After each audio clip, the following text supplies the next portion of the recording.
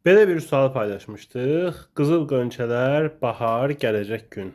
Bu əsərlərin müqayisəsinə aid bir sualdır. Yalnız birinə aiddir, yalnız ikisinə aiddir, hamısına aiddir olmaqla fikirləri qruplaşdırmaq lazımdır.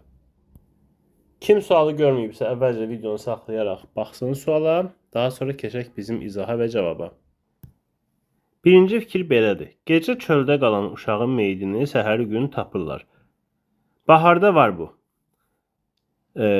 Konka yolunu təmizləyənlər tapırlar. Bəs qızıl qönçələrdə varmı? Xeyr. Çünki o səhər tapılanda Sürəyya hələ ölməmiş, yəni meyidini tapmırlar. Ölümcül vəziyyətdə tapırlar, düzdür, amma meyidini tapırlar deyə bilmərik.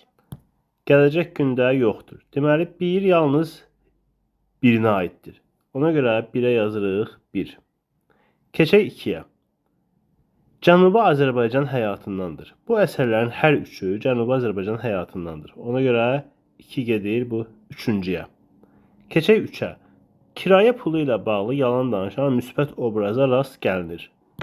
Biz bunu görmüşdük təkcə Azad əsərində. Orada Azad Fərdanın anasına yalan danışmışdı bununla bağlı və müsbət obraz idi.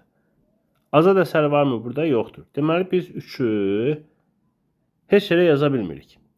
3 olmayacaq bizim cavablarımızda. Baş qəhrəmanın anasının ölümündən bəhs edilir. Qızıl Qönçələrdə var. Sürəyyanın anasının ölümündən bəhs edilir.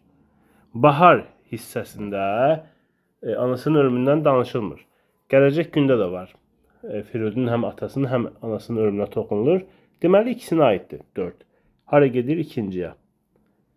Kütlə qarşısında Qurana əl basaraq and içən obraza rast gəlinmir.